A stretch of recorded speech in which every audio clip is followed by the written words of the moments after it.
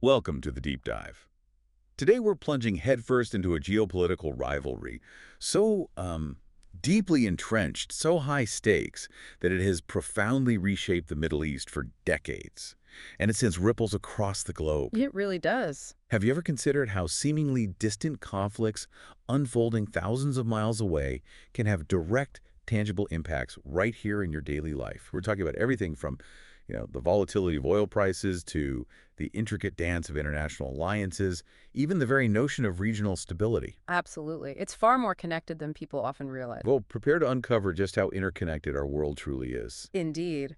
We're embarking on a crucial deep dive today into this intense, multifaceted competition between Saudi Arabia and Iran. Right. And this isn't merely about the fleeting headlines you might skim or the simplified narratives often presented. It's a deeply entrenched struggle for regional influence, power, and, you could argue, ideological supremacy that exerts a profound ripple effect across continents and cultures. That's right. Our mission today is to meticulously unpack the structural sources that drive this animosity, pinpoint the pivotal historical turning points that have escalated it, and dissect the specific, often devastating proxy conflicts that define its modern manifestation. Yeah, right. Our goal is to move beyond the surface, helping you understand not just what is happening on the ground, but critically, why it matters so profoundly and how it impacts the broader world, including places far beyond the immediate geographical confines of the Middle East. And prepare yourselves for some truly surprising insights, I think. While this rivalry is often framed in very simple, almost reductive terms, perhaps solely as a sectarian clash between Sunni and Shiite Islam. Which you hear all the time. All the time. But it is, in fact, driven by an incredibly complex interplay of political ambition, economic imperatives, and even deeply rooted domestic factors. These elements, they transcend mere religious differences. They reveal a conflict far more nuanced, strategic, and indeed more rational than many realize. Okay, so to really get a handle on this complex chess game, we first need to trace its origins, watching how the very landscape of the Middle East transformed, placing Saudi Arabia and Iran at the epicenter of competing blocs. The region has profoundly evolved, hasn't it? Yeah. Almost into a mirror image of the Cold War era, It really has, yeah. with these two powers relentlessly striving to protect and expand their own spheres of influence. It has. And what's fascinating here is how these blocs weren't always so sharply defined. I mean, for decades prior, regional allegiances were far more fluid, often driven by Cold War alignments or, pan-Arab nationalism, rather than solely by sectarian identity. Right, things were different. Very different. The Iranian Revolution of 1979 serves as a truly profound historical turning point. It fundamentally altered this dynamic. It didn't just transform Iran internally into an Islamic republic, it profoundly accentuated the political competition with Saudi Arabia, injecting a significant and often volatile sectarian dimension into what was already a simmering regional power struggle. So it poured fuel on the fire, Yeah. essentially. You could say that. Before 1979, the regional allegiances were certainly present, but they were more quasi-defined, less explicitly drawn along religious lines in the way we see today. So the Iranian Revolution acted as this seismic catalyst. And then, as if that wasn't enough to reconfigure the region, we had the dramatic shifting dynamics after the demise of Saddam Hussein's regime in Iraq. Oh, absolutely. He was a secular Arab nationalist, and despite often having fraught relations with Saudi Arabia, he paradoxically served as a brutal but effective counterweight to Iran in the Persian Gulf. His fall fundamentally transformed this religio-political rivalry, elevating it into an even more intense, zero-sum geostrategic contest. How exactly did his removal create such a profound ripple effect? Well, Saddam's removal was indeed a game changer. For years, his regime in Iraq, though hostile to Riyadh in many ways, acted as a significant Sunni-led bulwark against Iran's revolutionary Shiite influence in the Gulf. Kept them contained in a way. In a very brutal way, yes. His fall created an immense power vacuum, not just within Iraq, but across the broader region. This immediately forced regional states, particularly Saudi Arabia, to reconfigure the existing distribution of power and fundamentally renegotiate their terms of engagement with external powers, especially the United States. So they had to recalculate everything. Completely. Saudi Arabia, despite its past issues with Saddam, was actually, relatively content with his regime in the sense that it kept Iraq's Shiite majority population, who share a religious affinity with Iran, firmly at bay. But with Saddam's fall and the subsequent democratic processes, however flawed, Right. Shia groups rapidly came to dominate the new Iraqi governmental structure. This was seen by Riyadh as a recipe for a rising Iranian sphere of influence right on its northern border, a major source of anxiety and a direct challenge to Saudi dominance. That's a powerful illustration of how removing one piece from the geopolitical chessboard can send tremors across the entire board. And speaking of sudden destabilizing changes, the Arab Spring movements acted as a massive accelerant for this competition. It's a huge accelerant, yeah. The structural reforms demanded by popular uprisings, the changes in governments we saw in places like Tunisia and Egypt, and the escalating civil crises in Iraq, Yemen, and Syria completely altered the regional environment. How did these events specifically contribute to the Saudi-Iran rivalry? They absolutely did. These events destabilized long-standing hierarchical structures and, critically, created significant power vacuums across multiple states. What's truly consequential is that both Iran and Saudi Arabia didn't just observe, they immediately and proactively exploited these vacuums. Jumped right in. They jump right in. This created incredibly strong incentives for both powers to expand their respective influences at the direct expense of their adversary. Their policies, often mirroring each other's moves, became directly consequential in determining the political contours and future stability of the entire Middle East. For instance, you saw them rushing in with diplomatic, financial, and military support for opposing factions, turning internal crises into regional battlegrounds. And you can really see that direct consequence play out in real time, often with devastating effects. For example, in Bahrain, Iran was seen as encouraging the Shiite majority population's uprising, while Saudi Arabia swiftly militarily backed the Sunni-led central government to suppress it. Very quickly. In Yemen, the Houthi movement, with clear Iranian backing, overthrew the internationally recognized government, prompting Saudi Arabia to launch a large-scale military campaign to restore it. A campaign that's still ongoing, with horrific consequences. Exactly. And perhaps most tragically, in Syria, Saudi Arabia supported various Sunni rebel factions against President Bashar al-Assad, while Iran threw its full weight, including deploying its own forces and proxies behind the central government. Yeah, the Syrian case is particularly stark, and this strategic competition extends far beyond direct military support within these countries. Consider how Saudi Arabia exerted significant pressure on the Lebanese prime minister to resign at one point. I remember that. Precisely because Iran-supported Hezbollah wields such tremendous political and military influence there.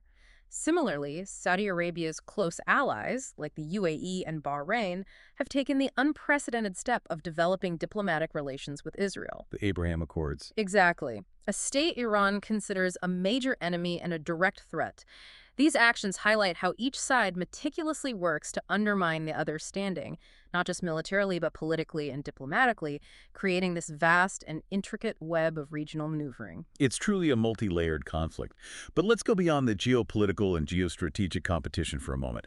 What truly fascinates me, and I think will deeply resonate with you, our listeners, is how this high-stakes rivalry filters down into the very fabric of society. Oh, absolutely. The deep-seated sectarian and ideological differences, often presented as the primary driver, actually become powerful tools that make this rivalry exceptionally complex and profoundly personal for millions. How does this animosity actually manifest in the daily lives and identities of people on the ground? That's a crucial point. This animosity doesn't stay confined to diplomatic cables or military strategies. It has indeed filtered down into the very fabric of societies, transforming abstract state rivalries into lived realities.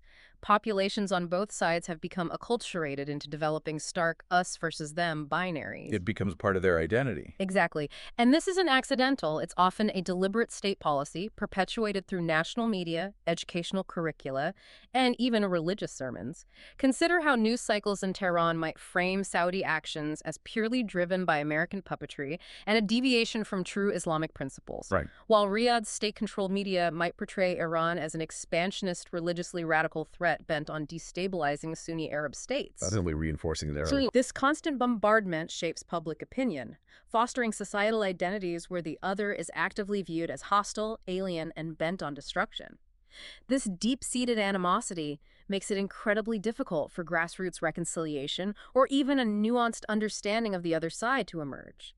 It creates a self-reinforcing cycle of animosity that fuels political decisions. a feedback loop. Precisely. It's a feedback loop where societal perceptions reinforce state policies and vice versa. That's a really powerful point about the domestic implications and the perpetuation of these narratives. So if that's the nature and evolution, let's drill down even further into the structural sources of this antagonism, these deep-seated roots that keep the rivalry simmering. Let's do it.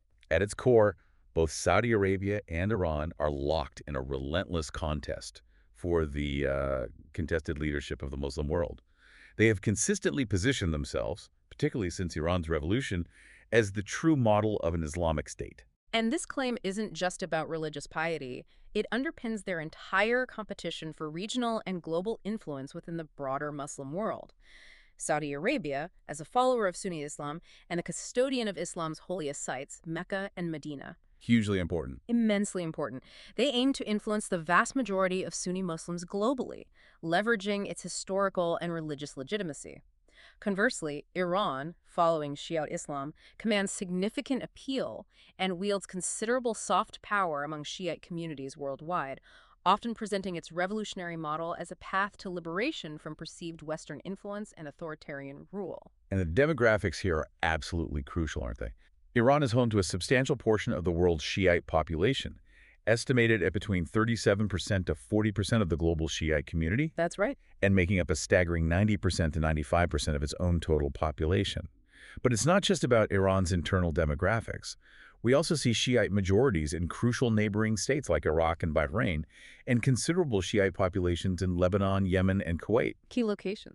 These countries, as we'll delve into, become crucial battlegrounds in this proxy contest, strategically vital, precisely because of their demographic makeup. Precisely. This demographic context isn't incidental. It directly manifests in their alliance-building strategies and their choice of proxy engagements.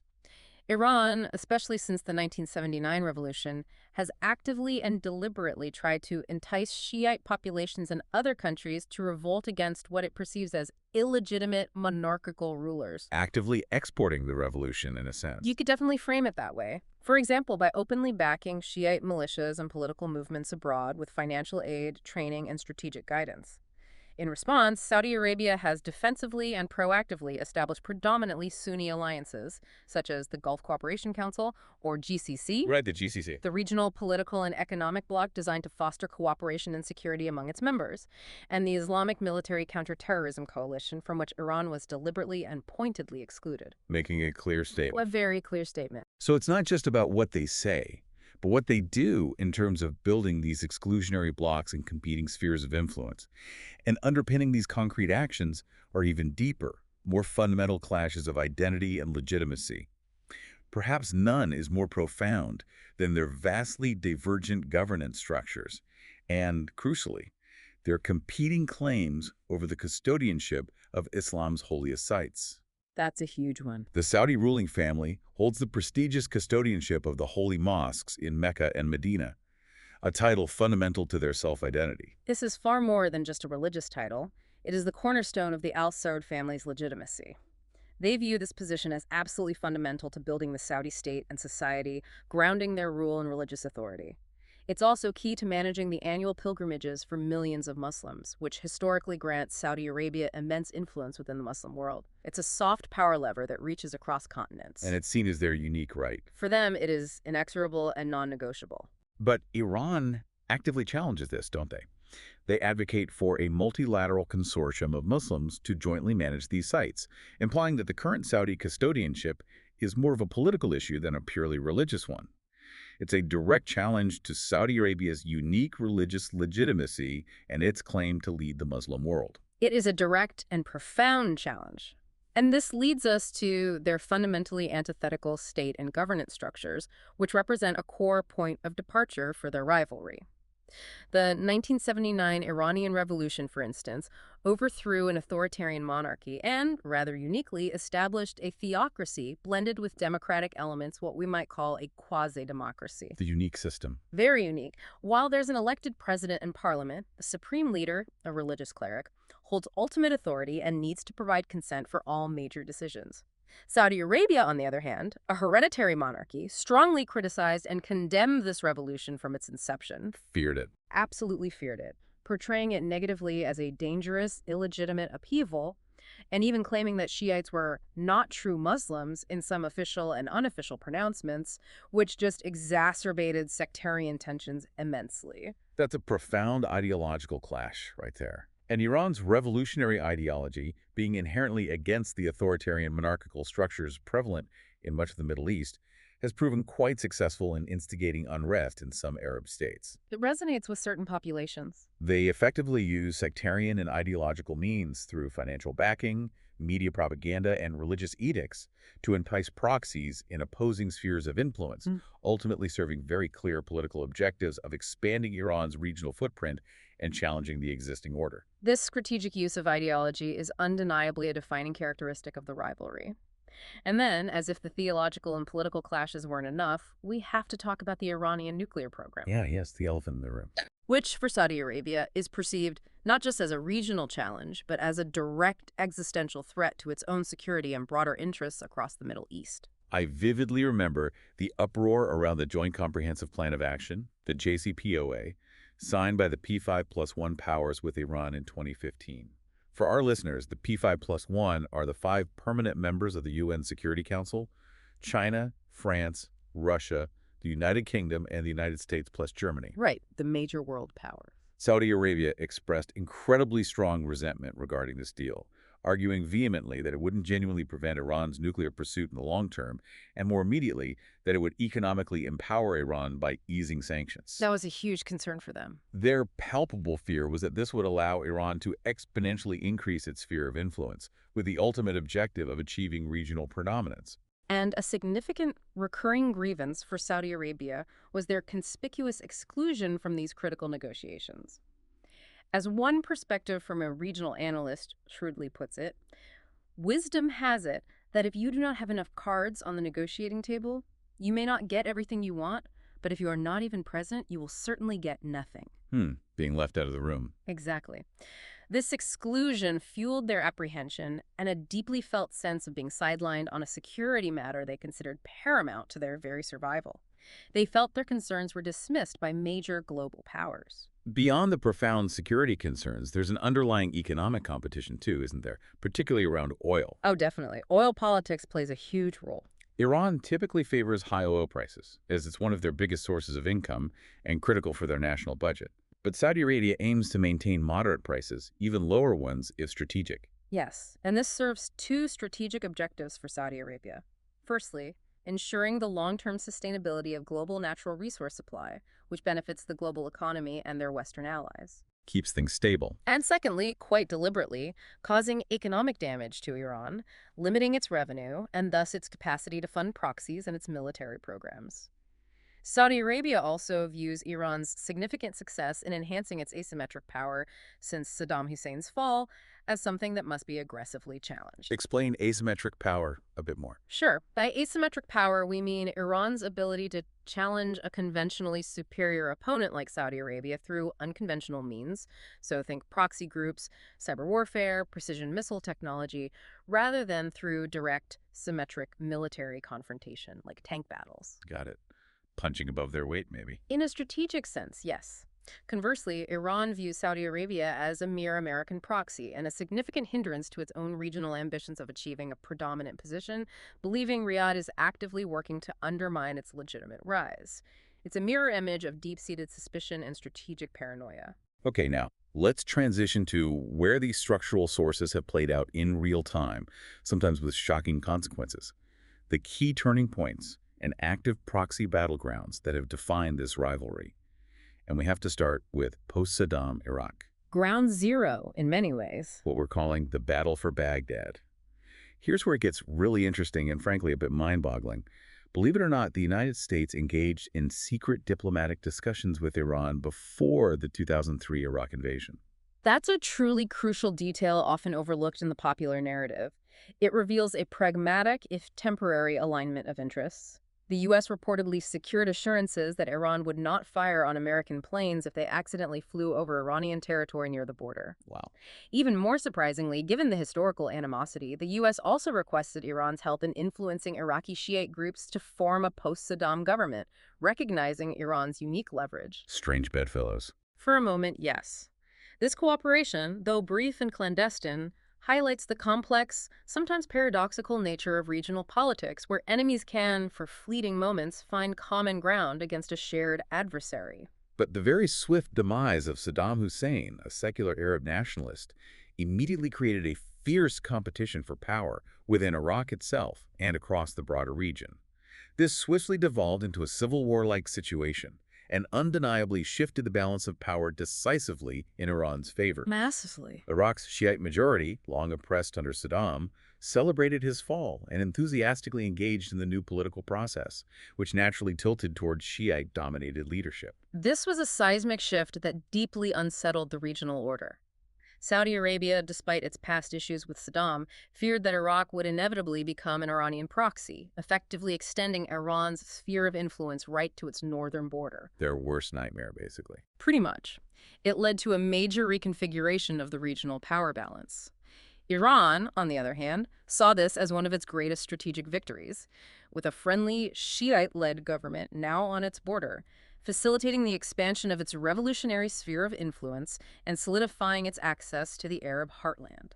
So how did Saudi Arabia respond to this profound and, for them, alarming shift? Initially, reports indicated Saudi support for Sunni groups fighting the new Iraqi government and the U.S. occupation forces, Trying to push back. seeing them as a bulwark against Iranian influence. But over time, Saudi Arabia shifted its approach, realizing a more careful, nuanced strategy was needed to genuinely counter Iran's entrenched position.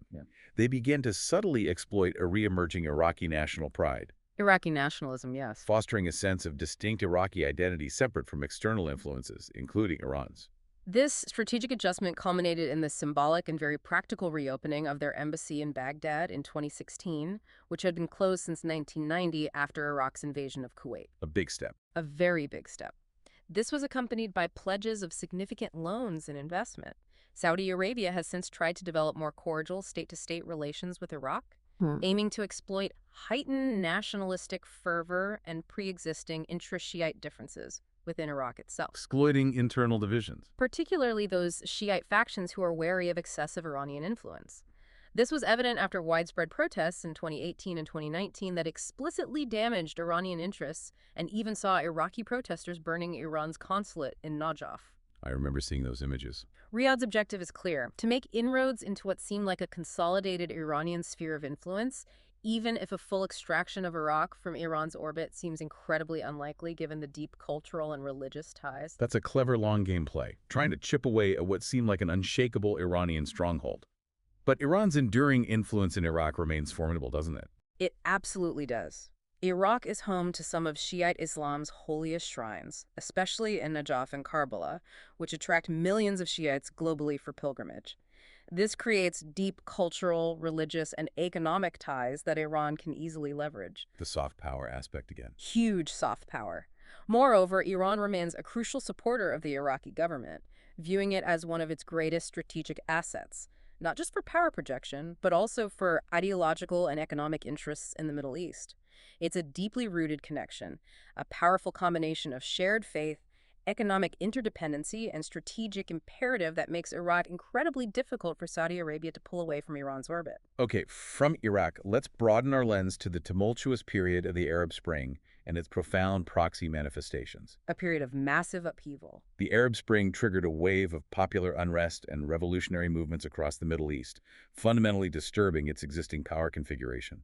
What's clear is that both Saudi Arabia and Iran consistently supported opposing groups in nearly every major flashpoint, systematically fostering strategic competition. While Iran, quite strategically, welcomed these revolts as an Islamic awakening, reminiscent of its own 1979 revolution, even naming the process a liberating Islamic movement. Framing it positively for themselves. Exactly. Saudi Arabia largely viewed them with deep skepticism and often outright apprehension, particularly those that threatened established monarchies. Crucially, each state exhibited a clear strategic hypocrisy.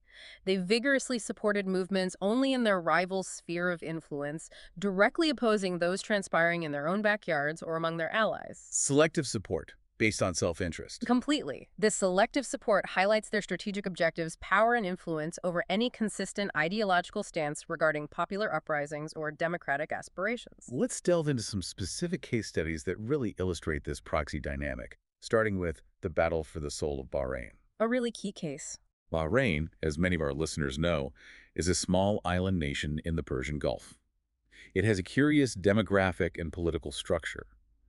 A Shiite majority, comprising about 65% to 75% of the population, but it is firmly ruled by a Sunni dynasty, the Al Khalifa family. A recipe for tension. Historically, Iran has considered Bahrain within its natural sphere of influence, having had historical claims to the island, and had, over decades, developed and utilized proxies there, attempting to overthrow its government multiple times. The 2011 uprising in Bahrain was indeed significant.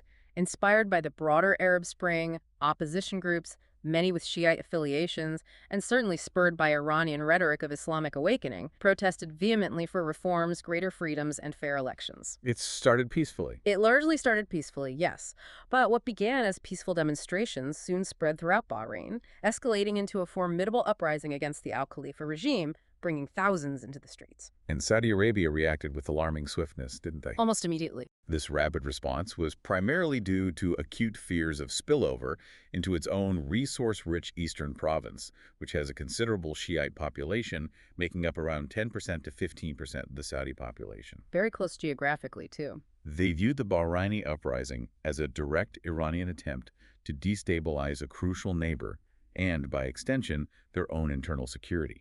Riyadh manipulated Sunni sentiments within Bahrain and militarily intervened under a Gulf Cooperation Council security clause, deploying thousands of troops to crush the protests. Bahrain's geostrategic importance cannot be overstated. It's a tiny island state, but its location in the Persian Gulf, crucially close to the Saudi mainland and hosting the U.S. Fifth Fleet, makes it a pivotal choke point. Strategically vital. Absolutely. An Iranian empowerment of Shiites in Bahrain could potentially give Iran a commanding presence over the Arabian Gulf and directly threaten the vital oil shipments from Saudi Arabia and other rich oil states. Iran predictably condemned Saudi and Bahraini actions, denying direct interference, but with Ayatollah Khamenei famously implying that if they had interfered, Right, that famous quote. the conditions would have been dramatically different, which only further exacerbated mutual animosity and suspicion between Riyadh and Tehran. That's a classic example of how a localized protest can quickly morph into a full-blown proxy war with regional implications. Next, we have the incredibly complex and tragic Yemen crisis, Iranian intransigence, and Saudi fears. Just a devastating conflict. Following the resignation of President Ali Abdullah Saleh in 2012 amid Arab Spring protests, the Houthi movement, an armed rebel group primarily based in northern Yemen, launched a rebellion. They quickly evolved into a remarkably well-organized and equipped militia, Surprisingly effective militarily. seizing the capital, Sana'a, in 2015 and forcing the internationally recognized President Mansour Hadi to flee to Saudi Arabia. This immediately spiraled into a devastating civil war, fundamentally dividing the state into pro-Houthi and pro-Mansour forces. The Houthis belong to a Shiite sect known as Zaydism, and it's widely believed they are trained, equipped, and strategically guided by Iran's Revolutionary Guard Corps. Though the extent is sometimes debated. The extent is debated, but the support is undeniable. In response to President Hadi's urgent request, a Saudi Arabia-led coalition, comprising a broad alliance of Sunni Arab states, launched a massive military campaign against the Houthis, creating a direct and bloody proxy battleground on Saudi Arabia's southern flank. The strategic stakes for Iran are massive here, aren't they?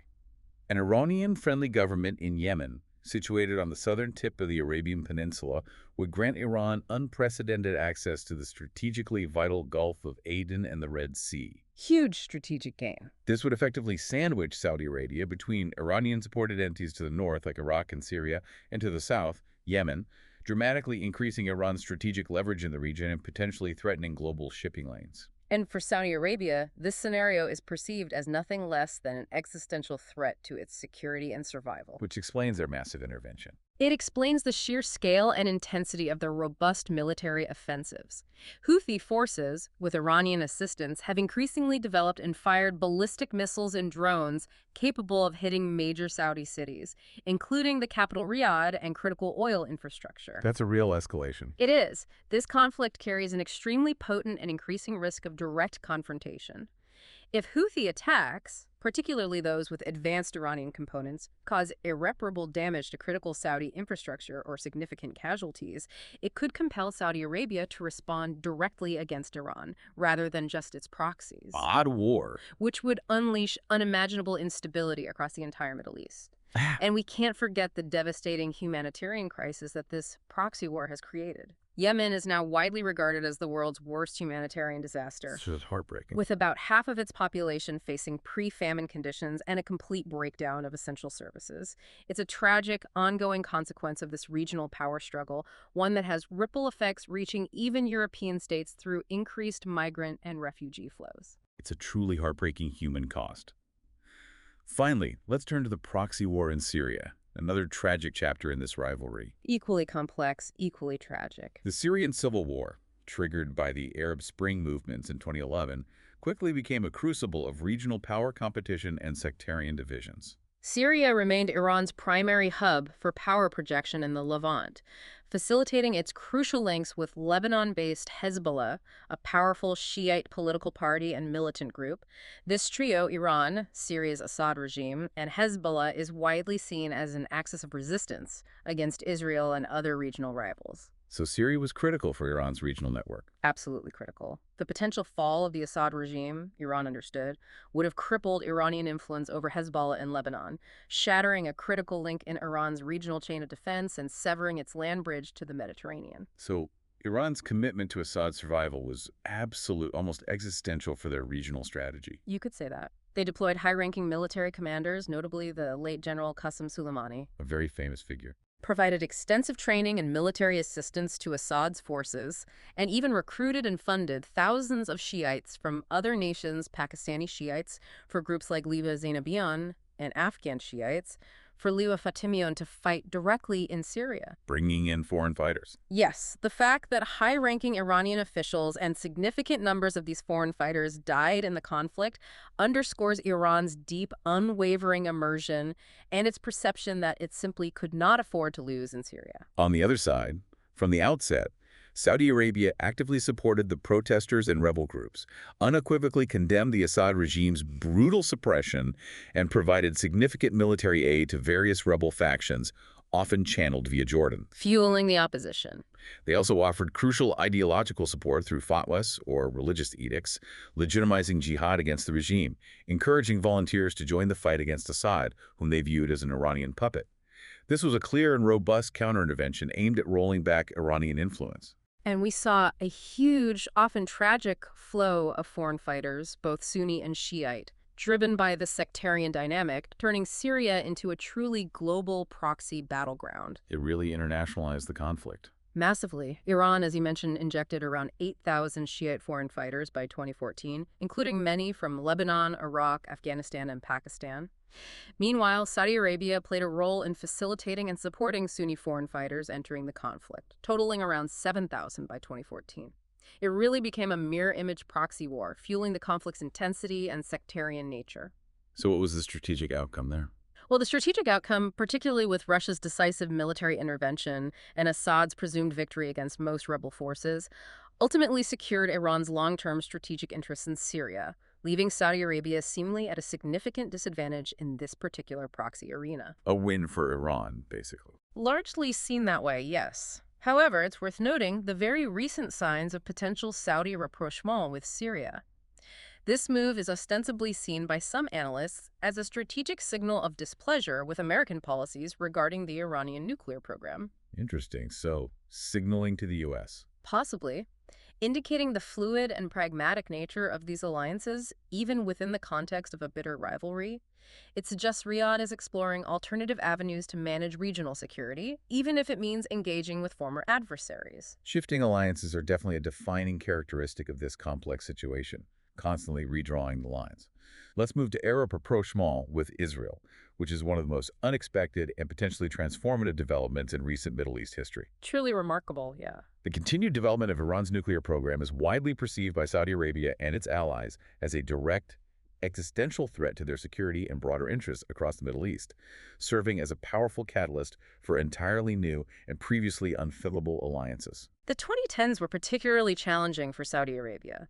They found themselves losing some key allies due to the destabilizing effects of the Arab Spring, and Iranian interventions across the region intensified their concerns, creating a sense of encirclement. Feeling squeezed. Exactly. Then, the 2015 JCPOA deal, despite its international backing, was perceived by Saudis as fundamentally flawed, believing it wouldn't genuinely prevent Iran's long-term nuclear pursuit and, critically, would economically empower Iran by easing sanctions. We talked about that resentment. Their profound concern was that this influx of revenue would allow Iran to exponentially increase its sphere of influence, aiming for regional predominance while leaving Saudi Arabia more vulnerable. And then came the election of Donald Trump in 2016 and his subsequent withdrawal from the JCPOA in 2018, which significantly revitalized Saudi hopes. A major shift in U.S. policy. They finally found a U.S. president they believed would actively counter growing Iranian influence and pressure to Iran. Riyadh emphasized the need for a comprehensive view, addressing all Iranian hostile activities, not just the nuclear program, but also its missile development, its support for proxies, and its destabilizing regional actions. The whole package. Something they felt the Obama administration's JCPOA did not adequately address. This strategic convergence brings us squarely to the timeless dictum, "The enemy of my enemy is my friend." Classic realpolitik. Exactly. This proverb directly explains the unprecedented rapprochement between several of Saudi Arabia's close allies and Israel, a state previously considered anathema in the Arab world. The UAE, Bahrain, and Sudan all established diplomatic relations with Israel through the Abraham Accords, A huge deal. driven by a shared, palpable fear of Iranian expansionism. Israel, of course, has been a staunch opponent of Iran for decades, advocating for military action against Iranian nuclear installations and taking direct, often covert action. And Israel certainly plays a unique, highly aggressive role here. They're widely perceived to have both the capability and, crucially, the will to confront Iran through various, often unconventional means, operating in what some call the shadow war. They're not shy about it. We've seen startling examples, the alleged cyber attack with the highly sophisticated Stuxnet virus against Iranian nuclear installations, Which was incredibly damaging. believed to be a joint U.S.-Israeli effort designed to specifically disrupt and damage industrial control systems, most famously targeting Iran's uranium enrichment centrifuges.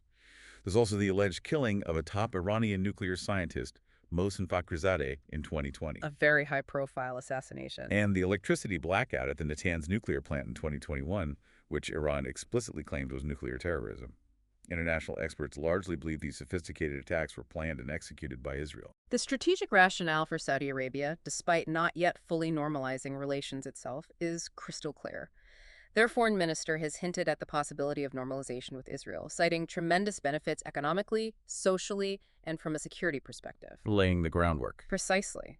This statement directly links any future rapprochement to countering Iran's growing sphere of influence and addressing a shared strategic threat. It's a deeply pragmatic calculation rooted in a profound, common threat perception, prioritizing security over historical grievances. So what are the overall characteristics of this Cold War and its inherent escalation risks?